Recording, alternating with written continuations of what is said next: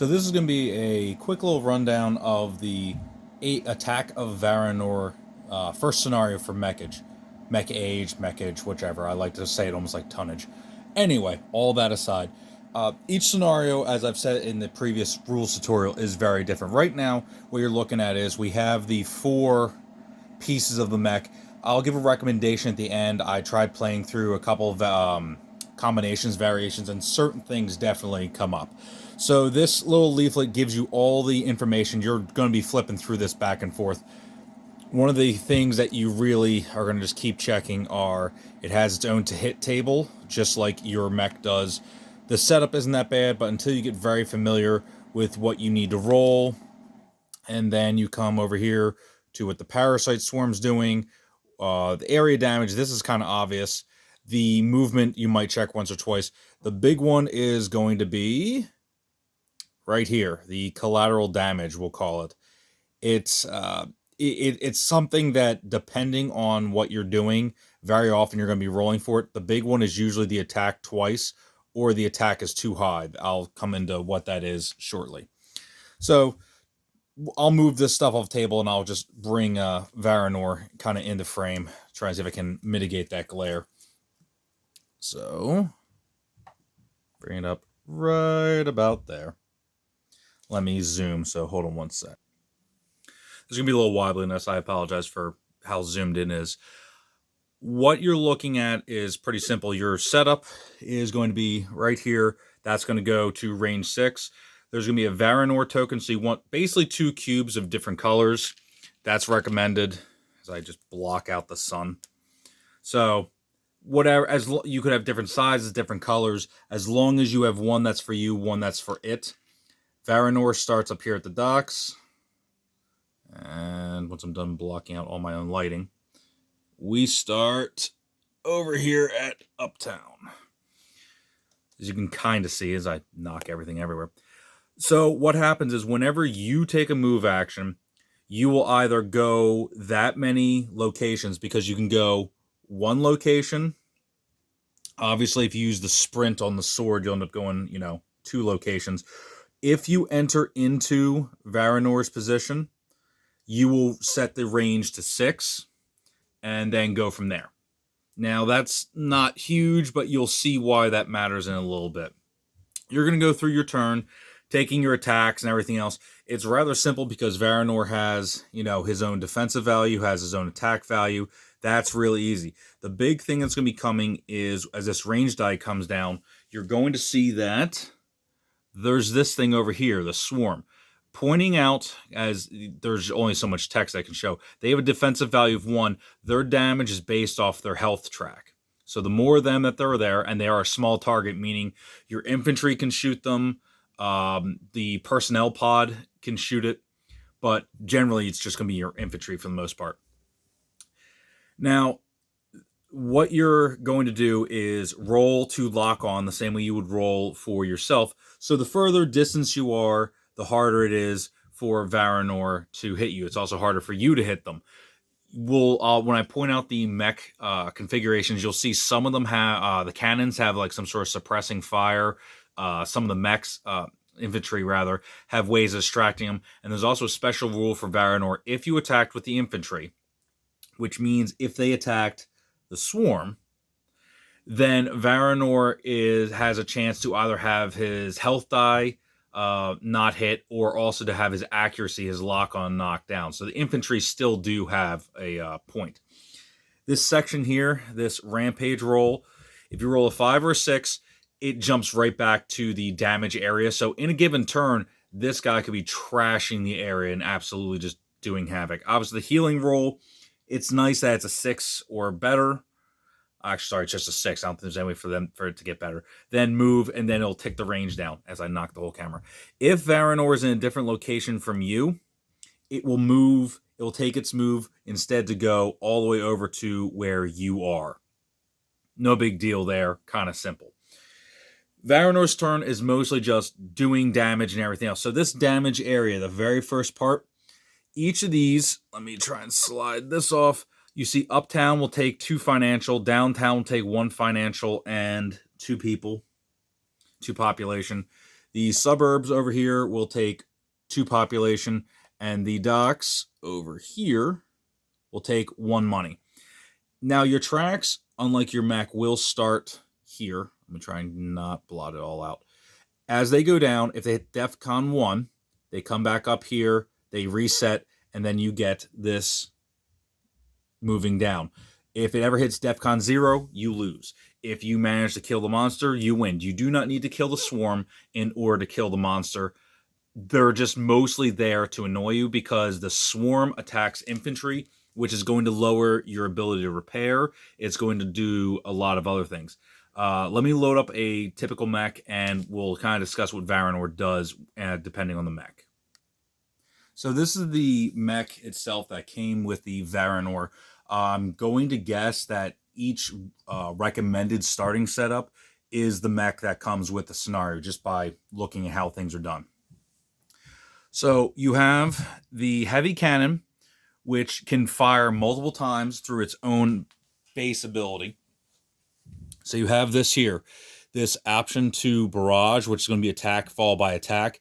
It's got a 6 attack on Varanor's 5 armor, which means as long as you roll and you lock on, the heavy cannon is absolutely just going to rain down on them. Now, if you use barrage, you have to roll for a jam, and if it does jam, you have to take this action here, the special, to unjam it. Overall, that's perfectly fine. That's your distance gun. It does what it's supposed to do. On the other side, you have the awesome power sword. If any of you have watched, any of the Pacific Rim movies, you know exactly where this goes. You have a distance weapon, you have a short range weapon, you just go up and beat them down. That's all fun. Obviously, the 8 damage is more than enough to take care of Varanor's armor. However, that collateral damage we talked about says if you have damage equal to or greater than 2 plus Varanor's armor, which would be 5 plus 2 is 7, which is this. This can cause collateral damage. The barrage can cause collateral damage. So, yeah, you kind of are beating up a lot of buildings, but they're also the auto-hit weapons, so that's kind of nice. You'll notice down here, there is no special. So despite the fact that these are stars, you're only looking for the word special to show up. These are automatics. This says it can only attack in range 1 to 2. Okay. But you also get the counter here. So if you're in the 1 to 2 range, you have a chance to basically deflect the attack and deal 1 damage. The nice part there is it doesn't say you have to have used this weapon. So you can use the cannon, and if you're still in range, the sword can still counter. That's pretty cool. You just have to look out for, the shutting down factors over here, as my auto zoom is killing me.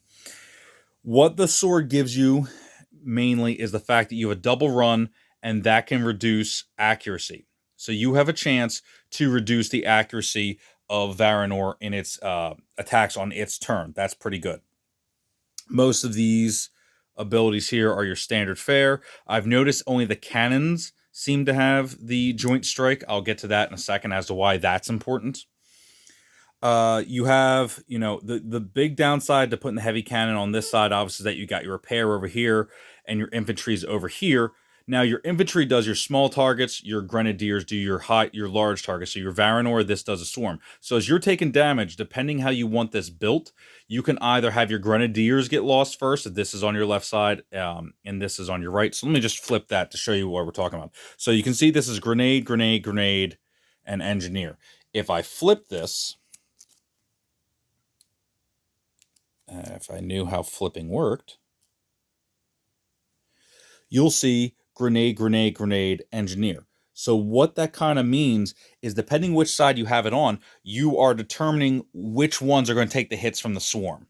So if you just always want to have your riflemen able to hit the swarm, you do that. If you want your grenadiers to always be available to you, you throw them on that side. The big difference, though, is where are your engineers. In this configuration, your engineers are pretty well safe. In the flipped position, it means that you're going to lose one of your engineers immediately when you take a hit. And the swarm tends to hit first, almost every time. Bringing up that, Some little areas, because basically the entire rules are so condensed, you will glance over some cursory, what you think is cursory information that's very important.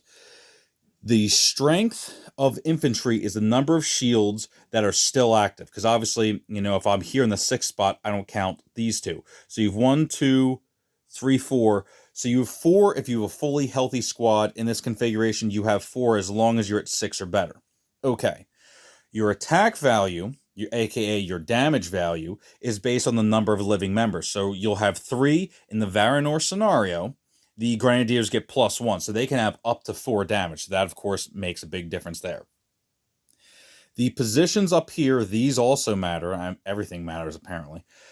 Depending where your cube is for your infantry, they will get +1 to their accuracy. So either position, that doesn't matter. However, their shield value will get added to that side of the mech's value. So if your cube for your infantry is here, their shield value goes there. Why does this matter? As long as the shields between the two are not equal, Varanor will hit the weaker side, the less armored side, as they say. So if you have a full set of troops here, and this is 7, it's going to hit the cannon. But if your troops are over here, it's going to go off and hit the sword. Okay, not the worst, whatever. But these repair spots only work when your troops are in those spots. You cannot repair the left side from over there. It has to be over here. All these things factor in a way that you might not have thought was important. And the text, unfortunately, is so tightly written. There aren't reminders. There's not an FAQ at the end. You really have to almost reread the rules almost every time, and that's why I'm highlighting some of these things, because I'm sitting there searching. I'm like, well, where's this information? And it's one line in a section I would not have thought to read. So I'm just bringing that up. So just refreshing. Your infantry strength is to what count you give your troops. Their defensive value is the number of shields of living members that can be added to whichever side they're on if they're in that front position. For you to repair is going to be on that appropriate side.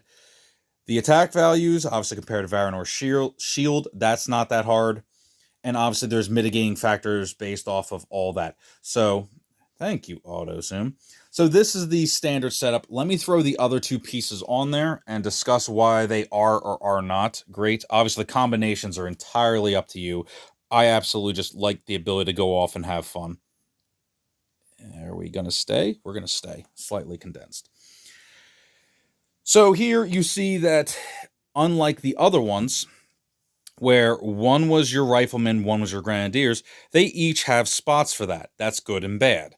The good part here is that you're never going to be knocked out of one of them. The bad part is you can't completely shield them, insulate them, probably be a better term. Now, that said, the twin cannon has a suppression maneuver, which will drop the enemy accuracy by 1 for that turn. Not too unlike the sprint of the power sword. There we go. The sprint here, which gives it -2 whenever this thing does its double move. However, you also have, on the personnel carrier, this thing can fire on small targets, which none of the other pieces of a mech can do. So if you want to fight the swarm, it can. Its damage value is 2, more than enough to hit the swarm, who has a shield value of 1. Okay, the shield values on both these are pretty good. This one, Varanor needs to roll on. Actually, no, they both, Varanor's a 7. No, he only needs, depending on where your troops are, etc., etc., etc. Anyway, moving on. Going through all this. Once again, the twin cannon and the joint strike. Why does joint strike matter? This here, the cover fire from the personnel carrier works with joint strike. So if you ever want to use this special ability, as it were, you need one of the cannons on the other side. And obviously the sword's pretty good. You figure that stuff out. This lets you have extra troops. That can definitely play a factor, depending how you play. If your swarm's eating your guys alive, you just want to try something different. All that's cool. The +2 damage on the joint strike and or against small targets. Against small targets, it doesn't matter against a swarm. So if we're talking specifically in Varanor, the extra damage is good coming from joint strikes. The extra damage on small targets doesn't matter. So it's whatever. That's simply it. It's whatever. Most of the other stuff here, the big one that kept hurting me as I'm playing is the damage values being so low here. Sorry, not damage, the attack values. Because Varanor is a 5 shield, that means you're always rolling, and I could not for the life of me, I think I hit once, and I'm using the special of firing multiple times. You have to have your damage value be above their shield value, or you have to roll. If it's only a 1 difference, you have to roll 4 or better. If it's a 2 difference, you have to roll a 5 or better. If it's 3 or more, you need to roll basically a 6. And that's just infuriating. So you could take one of these parts, you could probably go pure cannon and just keep backing up and taking shots on them. That could work out all right, but eventually Varanor will just destroy the whole city. That's its own thing. The nice part here is that point blank is not a special, it's a related ability. So if you take this, say, instead of the sword, this one deals extra damage, but you still have to hit. So, there's here and there. Basically, these are definitely a good challenge. This is probably a little more fun because it lets you get units back. But Varanor is definitely a challenge just because you are obviously you're always on that clock. You're always on the clock of him destroying the city. If you attack too many times in a turn, which you're almost always going to be attacking twice, your personnel are usually going to be getting a shot in there unless they're repairing, or sometimes even if they are repairing, you're rolling on the collateral. Basically, the city's getting messed up no matter what you do, and that's going to keep dropping that DEFCON down. So that's about it. Until we get more units, obviously it's a very good beginner scenario. Of the 2 scenarios, this is the one about direct combat, but even though when you're in direct combat, you have to worry about a secondary threat on your infantry, you have to worry about the city crumbling around you. You're not going to get it right your first time. As many things as I'm pointing out, I'm sure I'm forgetting other things. It just is there's all these cubes laying around, and you're like, oh, you have to literally address everything. You have to address, well, does the damage go down? Okay, move down the DEFCON.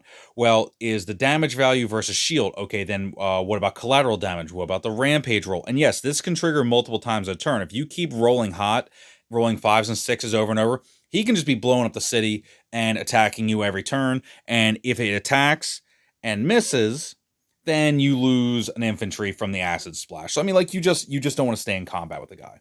But that's the Attack of the Varanor scenario. It's a very healthy challenge. It's one you're going to keep coming back to it and trying to find, how much can you push your mech, or even just, you're always at the mercy of a D6. But for a 3-card game, that's just fine. It's the number of cubes that you usually try and keep track of information. Just, always trying to, how far are you going to push it. But that's Varanor for you.